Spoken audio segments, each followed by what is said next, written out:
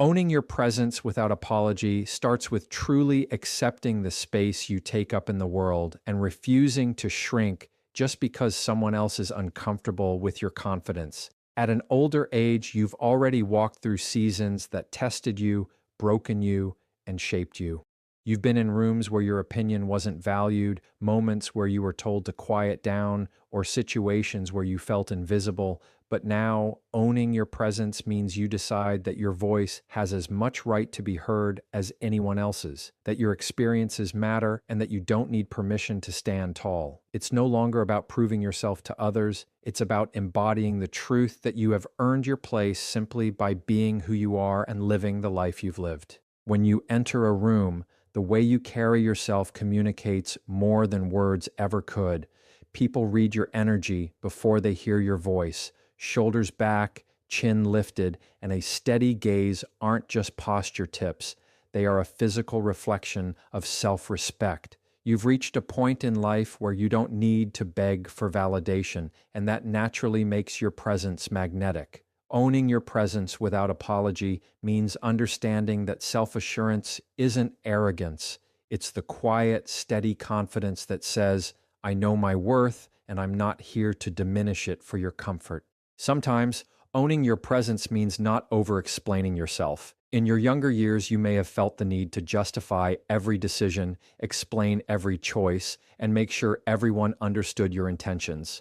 But as a high-value woman in your older age, you recognize that not everyone is entitled to your reasoning. You speak clearly, you say what you mean, and you let your words stand without nervously filling the silence. Silence can be powerful when it's rooted in self-confidence and you no longer fear it. It's also about presence in your relationships, showing up fully and unapologetically as yourself. You don't hide parts of your personality to fit in or downplay your intelligence to make someone else feel secure. You've learned that shrinking yourself to keep others comfortable only leads to resentment, and you've decided you'd rather stand out for who you truly are than blend in for who you're pretending to be. That kind of authenticity becomes one of your strongest qualities, and people can feel it. Owning your presence without apology means understanding that you are the atmosphere you bring with you. The energy you radiate can either uplift a space or shrink it. So you choose intentionally. You walk into places with a calm authority, with warmth, and with the knowledge that you have something valuable to contribute. This isn't about taking over or demanding attention. It's about letting your authenticity be so evident that it commands respect without you having to chase it. This also involves embracing your age instead of hiding it. In a world obsessed with youth, you stand out by being unashamed of your years. They're proof of your resilience, your growth, your wisdom. You've survived things that would have broken others, and those experiences have given you a depth that can't be faked. By owning your age and the lessons that come with it, you silently challenge the idea that value fades with time. Most importantly, owning your presence without apology is about making peace with yourself, your story, your mistakes, your triumphs. You're not pretending to be perfect, you're comfortable being real. And that comfort with yourself radiates outward, influencing how others see you. People respond differently to a woman who knows who she is and doesn't feel the need to ask for permission to exist fully in that truth. Guarding your energy like it's gold means finally recognizing that not everyone and everything deserves access to you. As you get older, you realize your time and emotional bandwidth are not infinite resources. They are precious, limited, and worth protecting. You've learned through experience that saying yes to everything and everyone often means saying no to yourself, and that's a price you are no longer willing to pay. Guarding your energy is about becoming intentional with where you invest your attention, who you allow into your space, and what you give your emotional power to.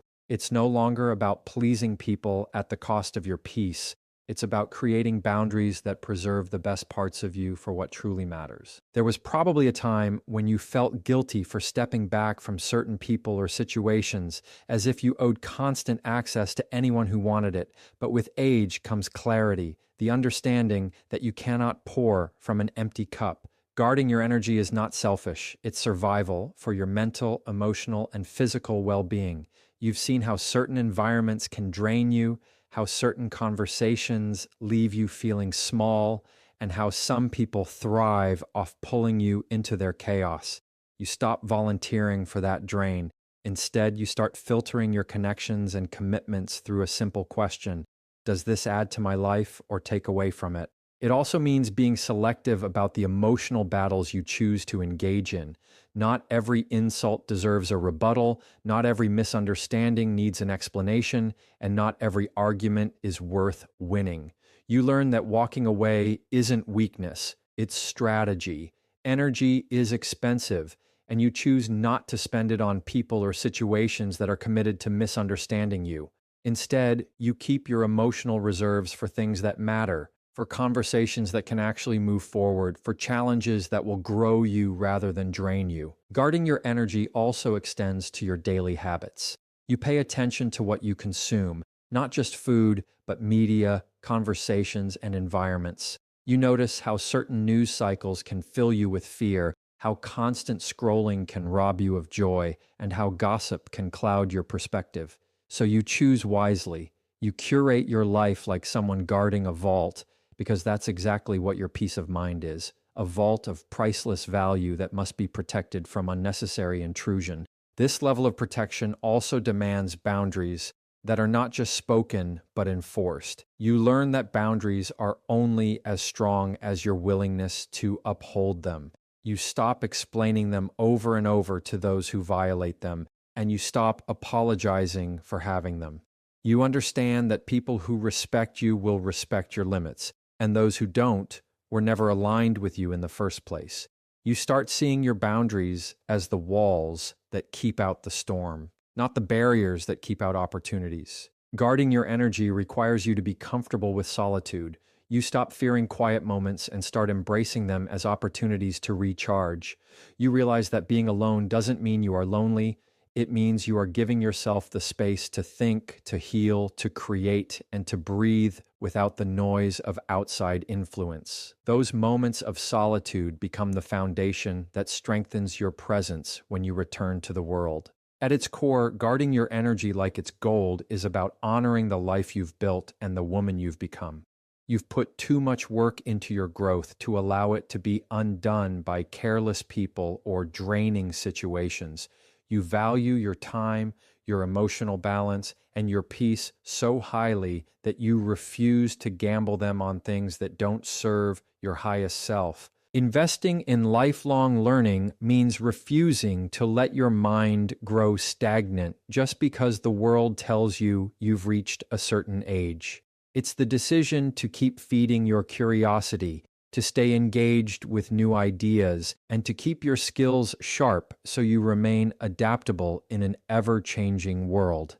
Over the years, you've already gathered a wealth of experience, but high-value women understand that wisdom is not just what you've learned in the past, it's also your willingness to keep learning now. This is how you stay relevant, not by chasing trends, but by remaining open to growth. It's about keeping your mind active so your perspective stays fresh, no matter how many candles are on the cake. When you choose to invest in lifelong learning, you send yourself a powerful message. I am still evolving. This mindset keeps you from falling into the trap of believing your best years are behind you. Instead, you see every day as a chance to expand your understanding of the world, whether that means reading books that challenge your thinking, learning a new skill, or exploring topics you've never had time for before. By doing this, you don't just keep up with the world, you enrich your own life in ways that make you more confident, capable, and fulfilled. Lifelong learning also keeps your conversations vibrant and your interactions engaging. When you continue to learn, you always have something new to contribute. Fresh perspectives, informed opinions, and valuable insights that make people want to hear what you have to say. You're not stuck repeating the same stories from decades ago. You're actively engaging with the present and shaping your future. This makes you magnetic because people sense your mental vitality and are drawn to it. It's not about proving intelligence, it's about sharing the energy that comes from staying curious. Investing in your growth also means stepping outside your comfort zone, even when it feels intimidating. It might mean enrolling in a class where everyone else is younger, trying a new language, or picking up a skill that challenges you in ways you haven't experienced in years. The goal isn't perfection, it's progress. That willingness to be a beginner again keeps you humble and sharp. It reminds you that learning is a lifelong privilege, not something that stops when school ends. Technology is another area where this mindset pays off.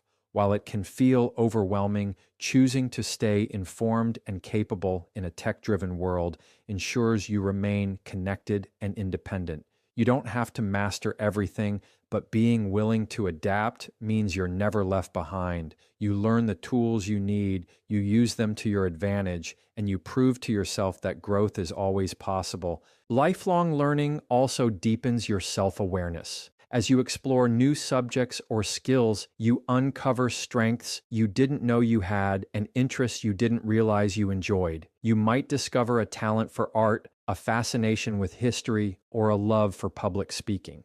These discoveries add new layers to who you are, making your life richer and more meaningful.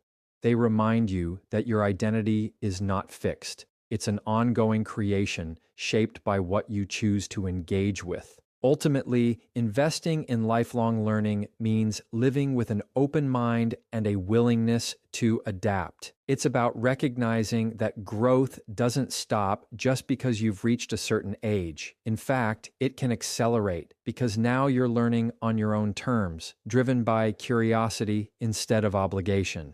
You keep evolving not because you have to, but because you want to, and that choice alone keeps you vibrant, relevant, and unshakably valuable. Setting standards that inspire respect begins with knowing exactly what you stand for and refusing to compromise on it just to keep people around. It's about defining your values, your boundaries, and your expectations so clearly that they become non-negotiable in every interaction and relationship. When you set your standards high, you're not being difficult. You're communicating self-respect, and that respect naturally teaches others how to treat you. Over time, you realize that the people who push against your standards are usually the ones who benefit from you lowering them, and that's reason enough to hold them firm. Standards are not walls meant to keep love, opportunity, or connection away. They are filters that make sure only the right ones stay. One of the most powerful parts of setting strong standards is that it shifts your relationships from a place of desperation to a place of choice. You are no longer hoping to be chosen, you are doing the choosing. You've lived long enough to know that compatibility is more important than chemistry and that consistency is worth more than empty promises. By making your standards clear, you eliminate confusion. You save yourself from months or years of trying to turn the wrong people into the right ones. Those who are aligned will meet you where you are, and those who aren't will remove themselves, which is exactly what you want. Standards don't just apply to people. They apply to how you live your everyday life. This means deciding what you will and won't tolerate in your work environment, how you allow others to speak to you, and even the way you speak to yourself. You hold yourself to the same level of respect you expect from others. You no longer participate in situations that drain you or environments that lower your energy just because they're familiar. You choose to be intentional with your commitments, your surroundings, and your words because you understand that lowering your standards in one area eventually affects every other area. Setting standards that inspire respect also means being consistent in enforcing them. A standard that you don't uphold is just a suggestion, and people quickly learn whether you're serious about them or not. The first time someone crosses a line, you address it. Not with anger, but with clarity. You understand that how you respond teaches others what they can get away with, so you make sure your actions match your words. Consistency builds credibility, and credibility earns you a level of respect that cannot be faked. Sometimes this process requires letting go of people who are not willing to rise to meet you. It's not easy, but you understand that holding on to someone who disregards your standards will eventually erode your self-worth. You also realize that your standards are not meant to be adjusted to keep someone. They are meant to guide you toward people who value you without conditions. Letting go becomes less about loss and more about making space for something better. Setting strong standards also has a way of making you a role model without even trying.